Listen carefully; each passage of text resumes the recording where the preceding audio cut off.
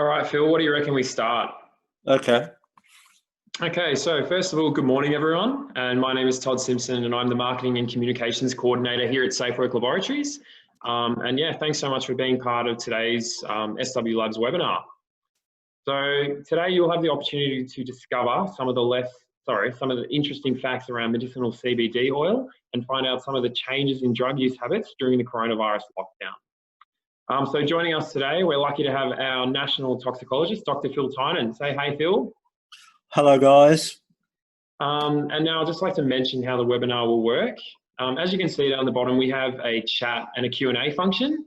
Any questions that you have along the way, please type them into there, into the Q&A and not the chat.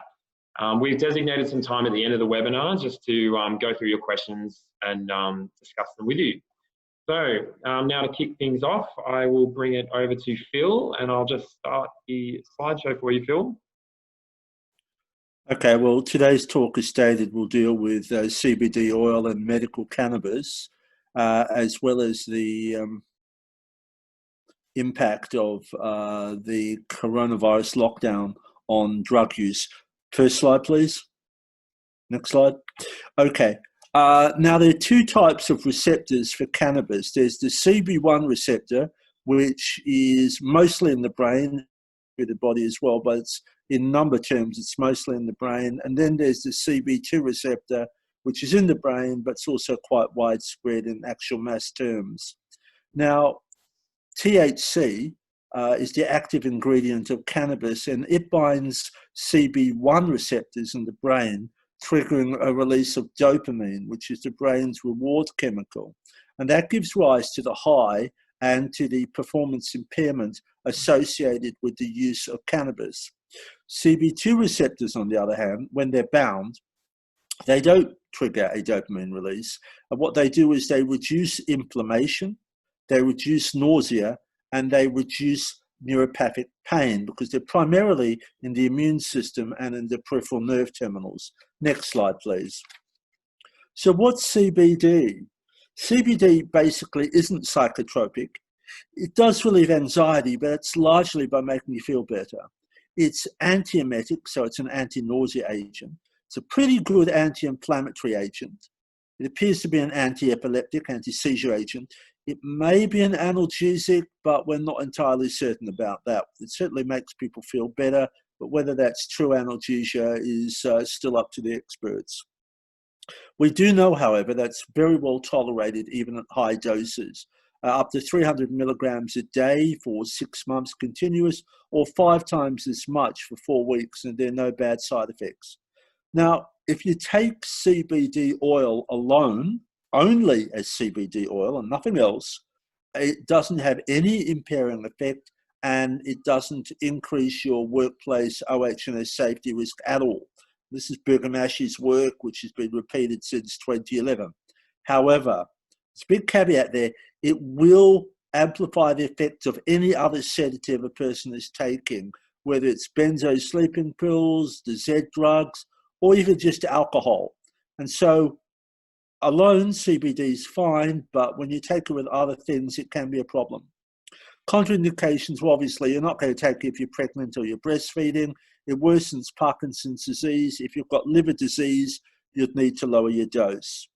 You can't take it if you're taking the anti-epileptic drug valproate or the drug clobazam because it will create a toxic reaction to the drugs. And again, is to re-emphasize, caution should be exercised if you're taking sedatives along with CBD. Next slide, please. Now, this difference between CBD and THC is only partially recognized in the legislation. True CBD oils, which contain CBD but no other cannabinoids, no other psychoactive drugs from cannabis, is a Schedule 4 drug, which means you just get a prescription. Anything that contains CBD or other parts of the cannabis plant is a Schedule 8 medication. And Schedule 8 medications are those which most doctors can't prescribe unless they seek authority for prescription. Next slide, please. So when you're prescribing it, there are many CBD products available on the market, quite easy to get. How do you know it's kosher? How do you know it's good? Well, what you do is you look up the Therapeutic Goods Administration and check that it's on the Australian Register of Therapeutic Goods, ARTG. Now, most products haven't been TGA reviewed, but if they're on the ARTG, they'll be pretty good and pretty safe. If, however, you've got something which isn't on the ARTG, it still may be fine, or maybe crap. It often helps to have a look at the prescriber scheme the doctor's prescribing it under. This is a special access scheme. SASB is patient specific. In other words, a case has actually been looked at individually. So therefore, if there's authority for it, then you can be pretty certain people have looked at it, they've set conditions, and it's okay. If, however, it's SASA, which most people are going to be prescribed under, this is simply a general approval for the doctor to prescribe imported, unapproved medicinal cannabis products, or a dispensing pharmacy to release it.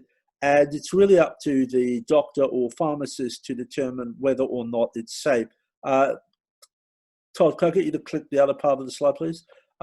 There are exceptions and exemptions to this, but they're not really relevant to the workplace. These are palliative care, hospital patients, emergency department, aged care, or prison. These don't need to go through any of the special access scheme, but any other condition it should. Next slide, please. So what are the conditions for use? What are the indications for use? Well, basically, any of these special access scheme application indications. In other words, chemotherapy-induced nausea and vomiting, probably pediatric epilepsy. The effects show that it does have a therapeutic effect, but the standard drugs seem to be just as good. Palliative care, cancer pain, certainly for any form of neuropathic or inflammatory pain. It certainly does, CBD certainly does appear to have some effect there, and should be considered as an option where the standard drugs haven't worked. Okay, that's a caveat. Where the standard drugs haven't worked, neuropathic and inflammatory pain certainly. May have an effect with spasticity from other neurological conditions, although the evidence isn't really clear. It certainly has a good effect for anorexia. If you're not certain about the quality of the science backing up the claims, have a look at the right-hand part of the slide. That'll tell you what the current state of the quality of the data is. Next slide, please. Okay, now CBD oils are not THC. Most of the products people are going to be using are actually cannabinoid extracts. The three best ones are Marinol or dronabinol, which is a synthetic version of THC. Nabilone, which is basically an easy to digest version of dronabinol. And the one you're most likely to see as a CBD medication is either Sativex, which is THC and cannabidiol, or another form, another derivation of it under some other name, which will be mostly CBD, mostly cannabidiol, but with some level of THC.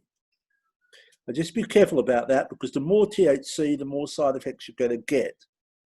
The other important thing is to note how it should be taken. Sativex you can spray, okay, but and some of the others you can spray. Smoking is definitely out. That's not going to help you.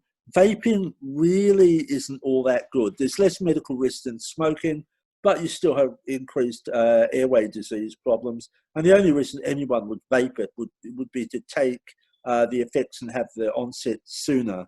And to be honest with CBD, since there's no hit involved, that's a bit of a dubious rationalization. Next slide, please. Okay, are they safe? Well, CBD alone, providing it's only CBD and there are no sedatives on board the person's system, is safe. Under all other conditions, well, things are a lot less predictable than with alcohol. Let's have a look at the work by Arkell et al. In 2019. This is an Australian paper. They tested 14 subjects using a cannabis-based medication, including cannabidiol and THC. What did they find? Well, there was really awful impairment over the first 4 hours of use. There was moderate impairment up to 6 to 8 hours, and then depending on dose, there either wasn't much to speak of or none after 8 hours, up to about 18 hours, depending on how much people were actually using. What's interesting is the nature of the impairment. When people take cannabis, it's often said, oh, look, they're safe drivers, safer than alcohol. It's not actually correct. What's happening is they're aware they're stoned for the first 4 or so hours, and they compensate, but they only partly compensate. So they drive slower, they increase the spacing of their cars, but they're still lane weaving to a very significant extent. In other words, these people are not safe to use heavy machinery or to be in a safety critical situation during the roughly 8 hours after usage, up to 18, depending on the dosing that they're taking. And CBD and THC actually performed a bit worse than THC. People used to think that CBD would make THC effects minimal. Not so. It actually appears to have some kind of unexpected synergy. So remember, CBD alone, okay. CBD and THC in varying forms is a problem. Next slide, please. Let's have a look further at Arkell. The tables on the left are the subjective experience. The table on the right is the neurochemistry. Have a look. CBD on the upper right-hand corner peaks at 45 minutes, drop down to low levels at 60, and is undetected after 180 minutes. What this means is even if CBD did have an impairing effect, after about 3 hours, it's gone. If you have a look at THC, unfortunately, that picture's a bit misleading because THC is more potent on a per mass basis, on weight per weight compared to cannabidiol, and the actual levels used are significantly high. What you'll see is you get peaking within the first, roughly the first hour or so, again, around about 30 minutes, drops down at 60, but it continues on. It's still significant at 3 hours, and in fact, it's significant up to about 8 hours post-use, up to 18 if the person takes a higher dose. If you have a look at the psychogenic effects on the left, you'll see that people feel confident to drive after about 3 to 4 hours. But if you have a look, the stoned effect is still there. The drug effect, it's still there. It's not gone. And there's a degree of impairment performance, sedated effects, which is still quite prominent up to about 4 hours. Next slide, please. Okay, what's the dosing that we would take for these? Well, commonly with THC, the standard doses will have an onset of action within about half an hour, peak effect 2 to 4 hours, duration of major psychoactive effect, i.e. feeling stoned, 4 to 6 hours. Most complex task impairment is gone by 6 hours, but still significant at least to 8 hours. And minor impairment may persist 12 up to 18 hours, depending on how much people take. Have a look at the right-hand side of the slide. This is why it's important. If people take a low THC dose, or its equivalent, that'll give them a serum level of THC equivalent to 2.96, which is roughly equivalent to 0.02%. The real cutoff's about actually 1.52 nanograms per mil. So this would really be close to about 0.03. It's non-linear, by the way. The 10 milligram THC dose, which is what most people will take, even if it's primary CBD medication, because remember, CBD doesn't make you high. And these people like, people often like being high with the medication, especially if the medication is helping you with other things.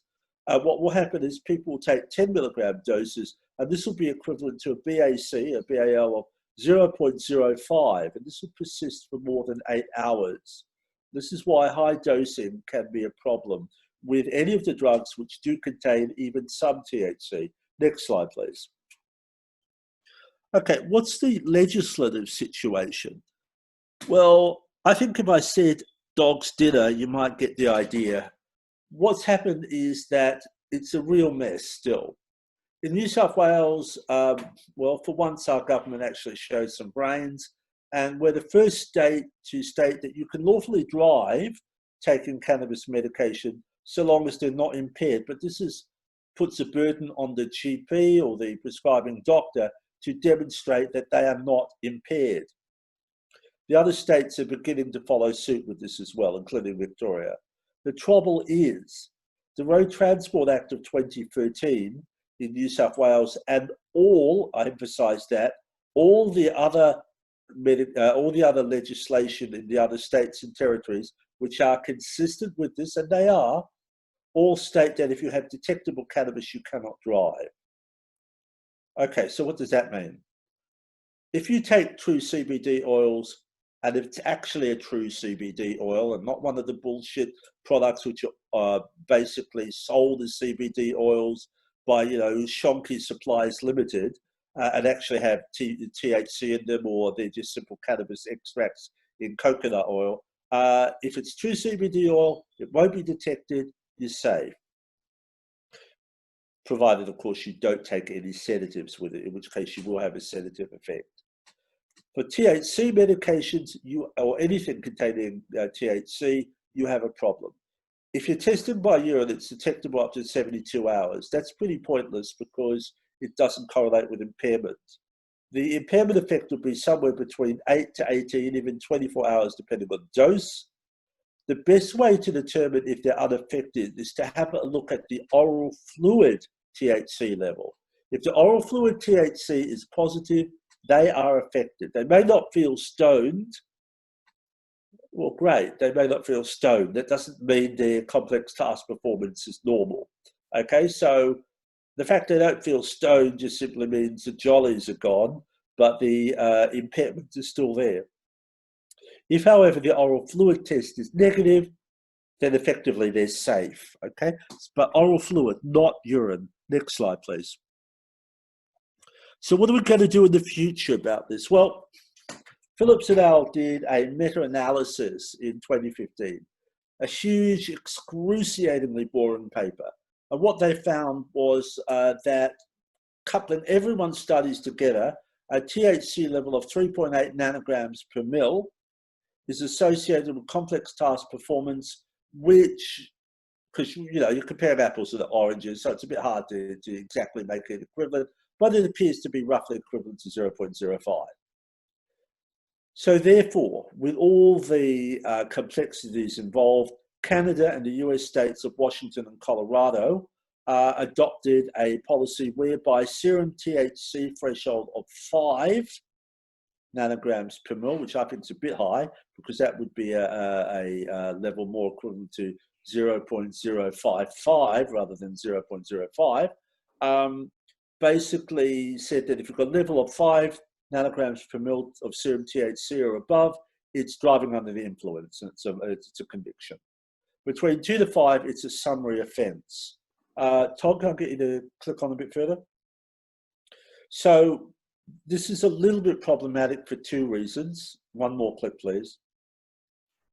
And the reason is, if you're a casual user, you will have impairment between 2 to 5 nanograms per mil serum. That's dead set certain. If you're a regular medication user and your level is between 2 and 5, you may be impaired, you may not. It varies a bit. Also, again, the cutoff is 0.05. So 0.02 driving, BAC driving policies, what are you going to do? Well, what will probably happen is the government will decide on a cutoff round about either 1.52 or probably 2. I suspect it'll be closer to 2 nanograms per mil serum THC as the permissible level under which to drive. This is being reviewed. It hasn't been decided yet, but I suspect that's what they're going to go for, and they're probably going to go for testing of that sort, and or simply oral fluid testing using the new lower cutoff. Again, with the new lower cutoff under the AS 4760 2019 cutoff, basically that means you'll be detected for about 12 hours after usage, can be up to 24 hours after usage, which isn't unreasonable because it roughly correlates with your degree of impairment. If, however, you have a zero alcohol tolerance policy, then I think the issue is serum levels become irrelevant unless it's zero. And what you really should do is just simply look at the oral fluid level and use the ultrasensitive assays and decide, whether it's present or not within the limits of detection. If it's not, it's not. So take-home advice, oral fluid testing for THC. Urine testing is better for all the other drugs, but for THC, oral fluid does have an advantage. Okay, now we're out of the THC and CBD area. We're now about to talk about the lockdown. Todd? Thanks so much for that, Phil. That was really very informative and some great statistics and facts. And just remember, everyone, if you have any questions, please put them in the Q&A. We'll come back to them at the end. So yes, Phil, we'll move on to the next topic. Thank you. Okay, we've all been affected by the coronavirus lockdown. I think that's an understatement. What's interesting is that's actually impacted our drug use behavior in some very bad ways. Many of us were hoping, yay, a lockdown, less drug use, happy, happy, clappy. That's not what's happening, as ABC News was the first to point out. Next slide, please. We have a problem. The Foundation for Alcohol Research and Education did a poll in March to April 2020, and this has been confirmed by lots of other sites. 70%, 70, of Australians are drinking more alcohol than before, and 34%, just over a third, are drinking daily. The CommBank survey at the same time shows what the problem is. Supermarket alcohol sales have jumped by 1/5. Bottle shop sales are up by 36.8% during the first weeks this occurred, and it's still going on. But there's only been a 6% drop in spending on alcohol at the pubs and hotels. And with the opening of pubs and hotels, the social distance relaxation, which turned out to be a little bit premature, Victoria and New South Wales, he says cynically, the problem is that the 6% drop has vanished. So we have an alcohol problem. Comsex noted that bottle shop alcohol sales have risen 25%. And the FAIR poll of Australians over 18 found that almost a third are concerned about the amount of alcohol drunk in their home. 28% say they're dealing with alcohol to drink it. And 28% say that they've been drinking alcohol on their own, i.e. this is a real problem because over a quarter are now drinking solitary drinkers, basically, and that's problematic because that's a dangerous entry into alcoholism. 1/5 say they've started drinking earlier in the day. Next slide, please. The situation gets even worse. Even prior to coronavirus, we had a problem in Australia. We are one of the world leaders in methamphetamine abuse. In fact, our levels are as bad as some of the Rust Belt American states. And on a per national basis, we are second in the OECD, only compared to Slovakia, which has a major problem, and we're slightly equal to the US. However, if Western Australia, the suburbs of Adelaide and Whyalla, a large part of Sydney and part of Queensland's Gold Coast were separate nations, they would win the trifecta. They are basically the highest use rate sites on the planet. So go Aussie, we've hit the big league. Now the trouble is, Australia doesn't make its own heroin, so we have to import it from overseas, but we do have medicinal opiates. And we do make our own methamphetamine, but the interstate supply chains have been disrupted by the border closure. So in WA, what they've noticed, for example, is there's been a drop in the number of presentations of casualty for people with meth overdoses. This is pretty much across the board in Australia. But before we rejoice that it's a 29% drop, we've actually seen a corresponding jump in overdoses due to other drugs. And what appears to be happening is people's methamphetamine is now being cut with other drugs like the so-called bath salts. and this is dangerous because, as the AMA emergency medicine physician Dave Mountain pointed out, these are drugs where we have even less control and people are less experienced with it. Apropos heroin and opiate addiction, what's happening is people are now cutting their heroin with stuff like fentanyl and oxycodone. They're diverting it from medical supplies. The trouble is these drugs are actually more potent on a per mass basis than heroin and oxycodone, and people may not realize they're not taking the usual heroin that they may be used to, and so therefore can titrate the dose, but they're taking something more powerful. Next slide, please.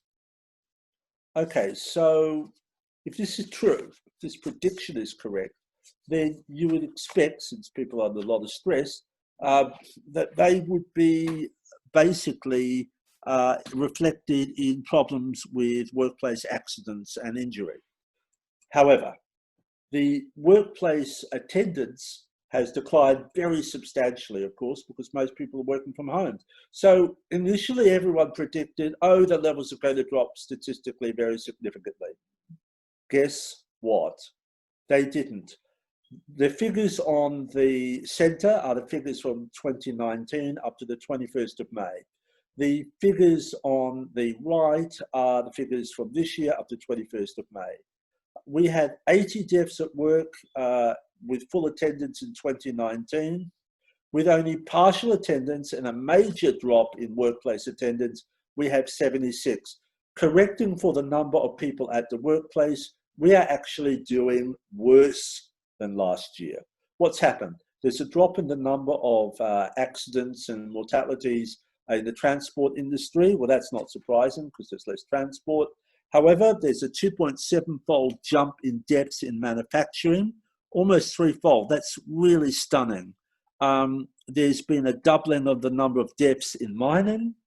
There's been a rise in the number of deaths in public administration, which, you know, that's a bit surprising. There's even been deaths reported in accommodation, which normally is a pretty safe area. So basically, we have a problem, people, and it's something that we're going to have to address. Alcohol use has risen. The nature of drug use has altered. It's become worse.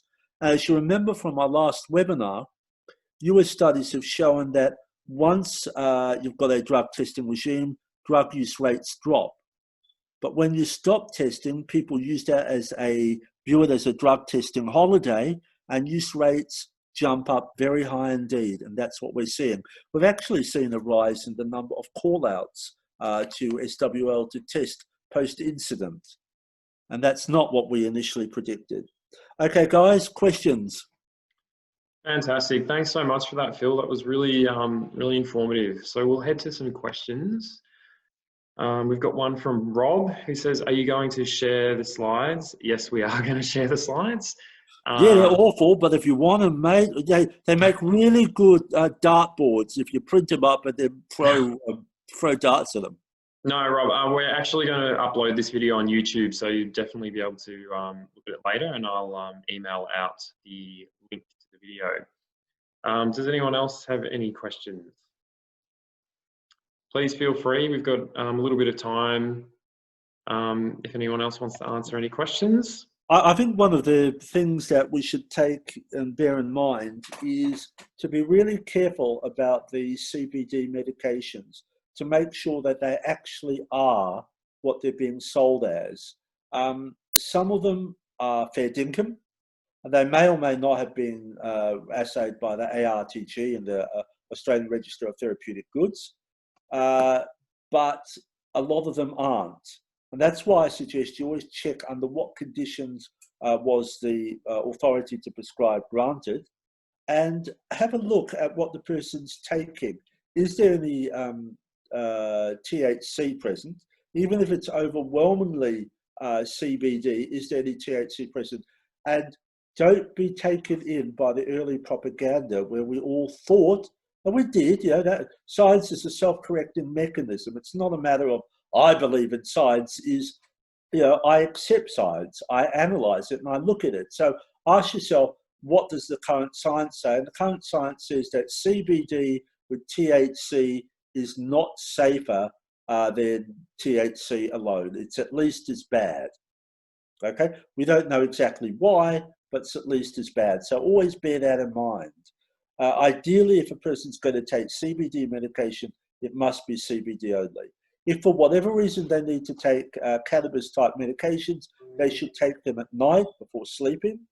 And you've got to expect at least a 12-hour period before they present to work. And if they present to work, check the oral fluid THC levels. Okay, if the THC level is 0, or actually below the cutoff of the test, then that's okay. They're not going to be affected. But if it is detectable, you have a problem. Fantastic. We've got another question here. So what is SafeWorks' position in a urine test if a urine test returns a non-negative for THC, but an oral returns negative? What is your position? Well, if the oral returns negative, we view it as a negative finding. And this is what we recommend. If the oral is negative, the person isn't impaired because we are testing for impairment. Yeah. So my recommendation is you test people with urine.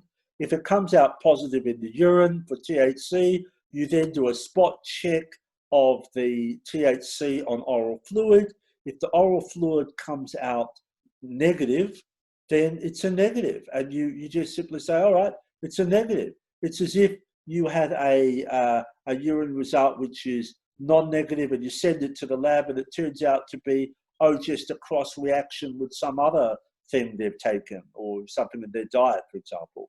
In other words, it's not a drug present. So if the oral fluid is negative, disregard the urine result. And Dave is asking, is there a substitute for hulled hemp seeds as protein as this is used? It depends on what is a true hemp seed product. If necessary, I'll do a look. I'll do a review for you if you want. Some of them are quite safe and don't have a problem because they have no THC. And there are some hemp strains which are very low in THC, which again are no problem, and they're just a source of protein. So it's important to check what you're actually buying. A true hemp product should be negative on the THC test. Okay, but most of the ones that are being sold at the moment do have significant amounts of THC present. Depends on whether they're using the seed or the husk. Depends on exactly how it's prepared and what kind of extraction has been made. The best products are safe. In that case, you just simply have to deal with the taste, which some people like and some don't, but that's not really within our area of expertise. But some of the other preparations are pretty crappy and do have THC contamination. So it's important to have a look. Perfect. Dave would also like to know, to do a urine, then confirm with oral that this would need to be in their drug and alcohol policy. That's correct, isn't it, Phil? Yeah, it does. We've helped a lot of companies with their drug and alcohol policy, and in a lot of them we've put in what's called the 2-tier policy, wherein which if they rely on urine, when you become if you're non-negative for THC, we do an oral fluid test. If the oral fluid test is negative, it's declared to be negative, and that's how it's reported. And so you're free, no problems. If, however, oral fluid is positive, then we send the urine down to the lab to be reviewed as before, because, you know, you've been taking it and you're impacted by it. Fantastic. Thanks for that, Phil. Does anyone else have any other questions they'd like to put into the Q&A? No, it doesn't look like it, Phil. We might wrap it up there. Thanks so much for everyone who attended today. It was a really great turnout and also fantastic webinar. Phil, thanks so much for your input as well. That was really informative and I'm sure everyone got a lot out of it. If anyone has any other questions, oh, hang on. Oh no, that's fine. All good. Thanks so much for everyone who attended today. And if you have any other questions, please don't hesitate to email us. I will put my email address now in the chat. So thanks so much, guys.